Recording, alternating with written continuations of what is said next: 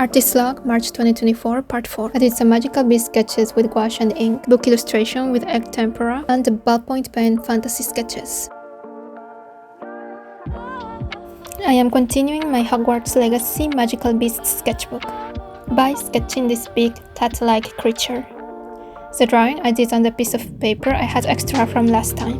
I don't like this creature, but it's part of the fantastic beasts in the game, so that's why I'm adding it in my sketchbook. The point is to draw all the magical animals that you can get in the game in one sketchbook. I just added them both, the baby and adult versions, in one drawing with my main character.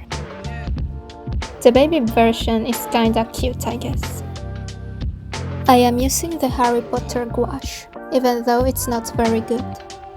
I really just want to use it all.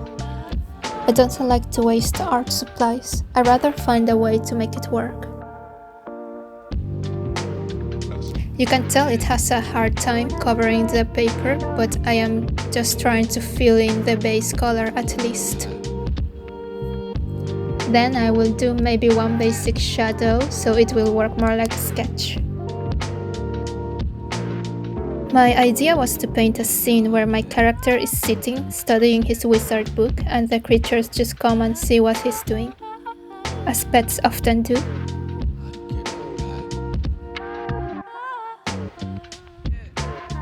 Here is the final result with that gouache. I am adding the final details with ink. Unlike the gouache, this Harry Potter ink is quite good. I've used it a lot. It's not as beautiful as the Sennelier one that I used in a previous art log. It doesn't have that beautiful shine, but it inks well. The Sennelier is definitely a real high quality art medium. But this one is good for this kind of sketches. I switched to another dip pen to do the small details of the face, but then I just finished it entirely with this smaller tip. I don't know why the first strokes I added started spreading on the paper.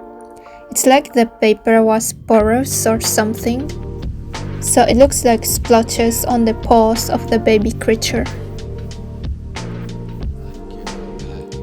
I think it's the paper's fault, since that has never happened to me before. I'm doing some of the fur details and adding shadows with the ink strokes.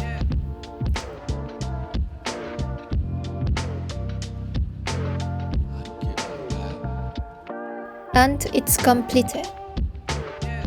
Here it is glued in the sketchbook. You can see the drawings I did of the animal on the lined pages.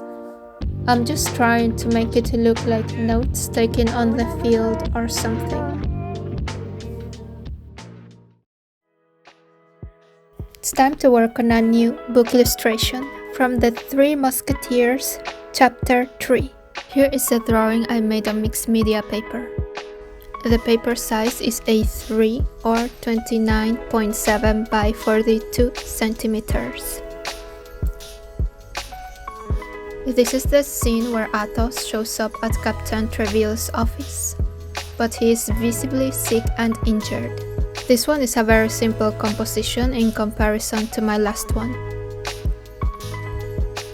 I decided to focus on Athos entering the room, and that's why I went with the portrait orientation of the paper. I'm using egg tempera paints like usual. I am trying to portray him as sick or injured.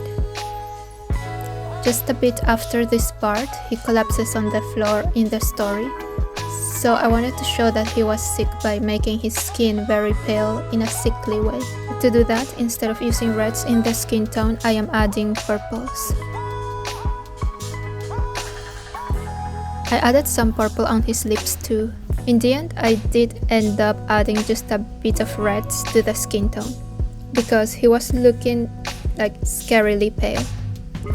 But it's still majoritarily purple.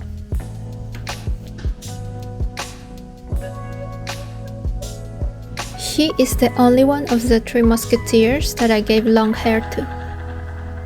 I thought it would make him stand out from the others, In the story, he's supposed to be like the leader of the tree. Also, it's a bit more accurate to the historical part, I guess. Not that I'm trying to make them historically accurate. I like to paint fantasy and make up my own looks, but all the drawings and paintings of historical musketeers that I've seen seem to have long or medium-length hair.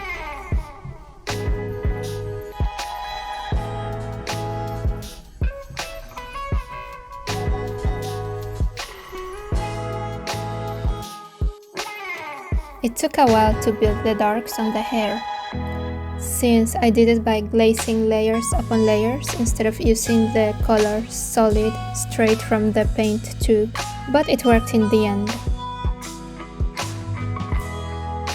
So I'm now painting his cape, adding shadows to give it form.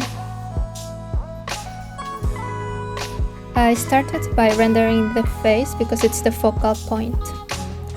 The rest I would like to leave in a more loose manner.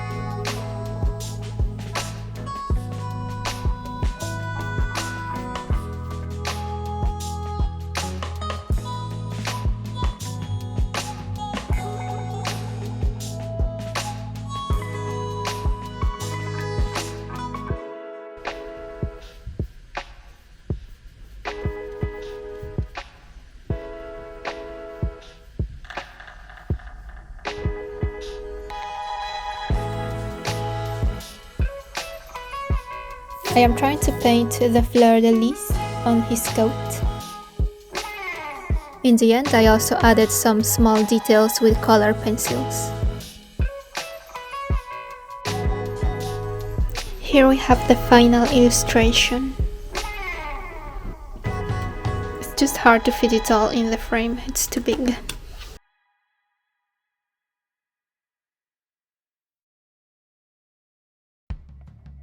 I also continued my agenda sketchbook. I haven't been drawing on it much lately, but I have a few drawings that I had done a while ago, ready to be inked. I'm using this ballpoint pen, another Harry Potter supply. It's just a regular ballpoint pen in a pretty case. I hope I can buy refills for it once I use up all the ink, because I really like it. It's very pretty.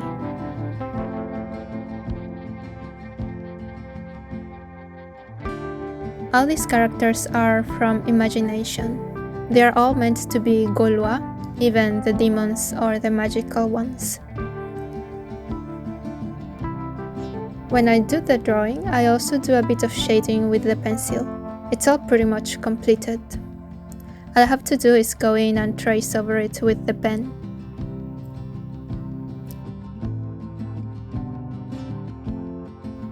Sometimes I have to add extra strokes with the pen just to give a different texture, but it's all pretty much established with the pencil.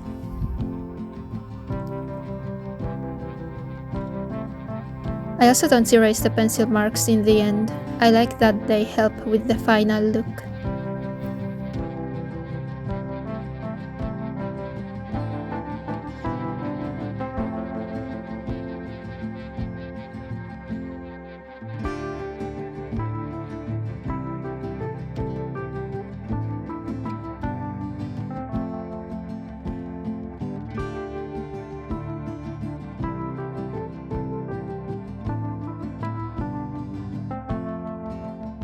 New page, new character.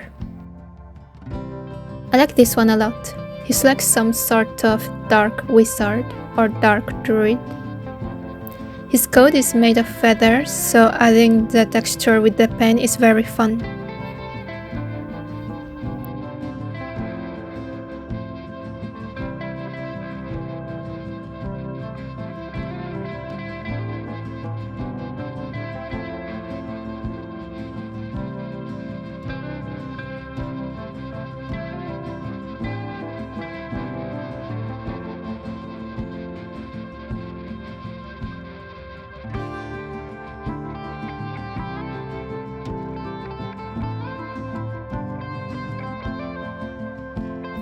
And here we have both of them finished.